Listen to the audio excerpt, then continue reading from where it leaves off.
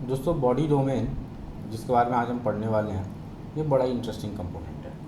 इसमें क्या होता है कि बेसिकली जो ऑटोसार इसमें कैसे इम्प्लीमेंट होता है, तो इसमें पहले आपको देखना पड़ेगा कंपोनेंट क्या क्या आते हैं। इसमें बेसिकली बहुत सारे एम्बेडेड सिस्टम या एम्बेडेड कंट्रोल्स हमको जनरेट करने पड़ते हैं, ठीक है, जो नॉर्मली जो व्हीकल की डायनामिक्स से बाय डिफ़ॉल्ट नेचुरली इनबिल्ट नहीं रहते, लेकिन हम उनको लगाते हैं या यूज़ करते हैं। जैसे इसमें वाइपर्स आ जाएगा, डोर्स आ जाएगा, खिड़कियाँ आ जाएंगी, सीट और सीट बेल्ट्स आ जाएंगे, और कहाँ जो साइड मिरर्स होते हैं या फ्रंट मिरर, बैक मिरर, ये सारे मिरर्स भी इसके कंपोनेंट माने जाएंगे। तो इसको बनाने के लिए दोस्तों क्या होता है, इसमें बहुत सारे एसेसरीज़ सारी की सारी इस पर जुड़ जाती हैं। तो इसको बनाने के लिए क्या करना पड़ता है कि हमको अलग अलग सब सिस्टम्स तैयार करने पड़ते हैं, जैसे कि सेंट्रल लॉकिंग के सिस्टम्स कौन कौन से हैं, ठीक है। इसमें एक और चीज़ जो मैंने नहीं ऐड करी, लाइट्स, ये भी इसमें ऐड कर लेते हैं।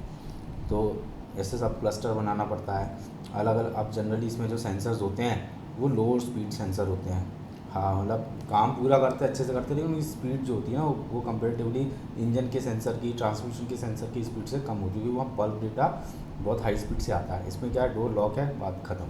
तो इसमें ज़्यादा डेटा नहीं होता, इसकी स्पीड भी कम होती है और डेटा भी इसमें बहुत ज़्यादा नहीं होता, ठीक है, लेकिन ये कंपोनेंट इंपॉर्टेंट होते हैं। इसी तरह से हम एक सेंट्रल सब सिस्टम, या जो मैं इस पॉइंट को बोल रहा था, ये दोनों पॉइंट आपस में रिलेटेड है, बनाना पड़ता है। इसमें अलग अलग तरीके के इवेंट्स होते हैं, उन इवेंट्स के बेसिस पे एप्लीकेशन बनती हैं, और इसी तरह से उनका डिज़ाइन का काम, वैलिडेशन करने का काम, ये सारा काम होता है। अब मैं आपको एक उदाहरण के लेके मैं ये सारी चीज़ समझाता हूँ। ये एग्ज़ाम्पल बड़ा ही कॉमन सा एग्ज़ाम्पल है, इसमें मतलब बहुत ज़्यादा ही यूज़ होता है, ऑटोसार का एक क्लासिक एग्ज़ाम्पल है ये। तो जैसे कि मैं क्या करूँगा कि एक सिस्टम तैयार करूँगा, एक साइड मैंने अलग अलग कंपोनेंट लगा दिए, इस साइड मैंने लगा दिया आपका विंडो का एक्चुएटर, ठीक है, लग गया। इसी तरह से मैंने लगाया खिड़की का एक्चुएटर या मिरर का एक्चुएटर, कांच वाला, जो ये चेक करेगा कि कांच सही सही पोजीशन पे है कि नहीं है, ऊपर नीचे तो नहीं है, ये सारी चीज़ें। इसी के साथ साथ मैंने लगा दिया सीट एक्चुएटर, ये लग गया। अभी ऐसे एग्जांपल के तौर पर बना के देखना, ठीक है। अब मैं क्या करूँगा, नीचे लगा दूँगा साइड में इसके और सारे कंपोनेंट, जिसको बोलूँगा जो कि ECU से रिलेटेड है, क्योंकि इन्फॉर्मेशन कहीं ना कहीं तो आनी चाहिए। तो अब मैं क्या करूँगा, मैंने बहुत सारे ECU लगाए, अलग अलग चीज़ का एक अलग अलग ECU है, ठीक है। जैसे कि एग्ज़ाम्पल के लिए मैं देखता हूँ कि डोर का ECU ये रहा, ठीक है, डैशबोर्ड का ECU ये रहा, ठीक है, और फ्रंट लाइट का ECU ये रहा, ठीक है। इस तरह से मैंने अलग अलग कंपोनेंट अलग अलग जगह आ दी। अब मैं आपको अभी अपन एम्फेसाइज किस पर कर रहे हैं, सब क्लस्टर पर, ठीक है।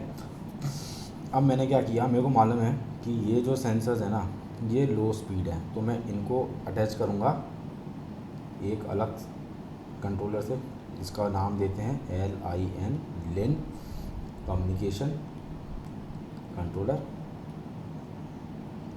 ये हो गया। और इसके साथ इसको मैं अटैच करूँगा एक और कंट्रोलर के साथ, इसका नाम मैं दे रहा हूँ कैन कम्युनिकेशन कंट्रोलर, ठीक है। साथ ही साथ में मैंने इन सिस्टम से कुछ और चीज़ भी अटैच कर दी अलग अलग, और जैसे कि विंडो अप डाउन करना है, उसका एक सेंसर लगा दिया, या एक स्विच है, डोर को लॉक करना अनलॉक करना, डोर का लगा दिया, ठीक है। ये डोर बंद है खुला ये चेक करेगा, ये डोर को लॉक करना नहीं लॉक करने के लिए। इसी तरह से मैंने सेंट्रलाइज सारा सिस्टम एक यहाँ पे ये सारी सुविधा के साथ लगा दिया। दोस्तों इसमें समझने वाली बात क्या है कि मैंने दो अलग अलग कंट्रोलर क्यों यूज़ करे। देखो इसमें क्या है कि ये है लो स्पीड डाटा, ठीक है। तो इसके लिए मेरे को बहुत एक्सपेंसिव कम्युनिकेशन टेक्नोलॉजी यूज़ करने की ज़रूरत नहीं है, ये मैं लिंक के थ्रू कर लूँगा बड़े आराम से। अब लिंक की इन्फॉर्मेशन भी कहीं जानी चाहिए, तो लिंक की इन्फॉर्मेशन सीधे ECU में ना भेज के मैं उसको कैन के थ्रू भेज रहा हूँ। जब ये कैन के थ्रू, अब मैं क्या करूँगा, अब इसको लगा दूँगा इसके साथ। अब ये है कैन लो स्पीड बस। बस का मतलब क्या होता है, वो तार, बहुत सारे तार, उनके साथ मैंने उसको अटैच कर दिया। तो अब ये किससे अटैच्ड है, ये कंप्यूटर के साथ अटैच है, कारप्यूटर जिसे कहते हैं, उनके साथ अटैच है। तो अब क्या होगा कि ये सारी इन्फॉर्मेशन कंपेयर यहाँ से यहाँ होते हुए यहाँ पे जा रही है। क्या हो रहा है यहाँ पे, अब इवेंट भी ऐसा नहीं है कि कोई सारे इवेंट एक साथ ही होंगे, तो इवेंट की इन्फॉर्मेशन यहाँ पे ब्लॉक में आ गई, तो इस मेमोरी बफर में सारे इस बस से या इन वायर से रिलेटेड जितने भी इवेंट है सब आ गए।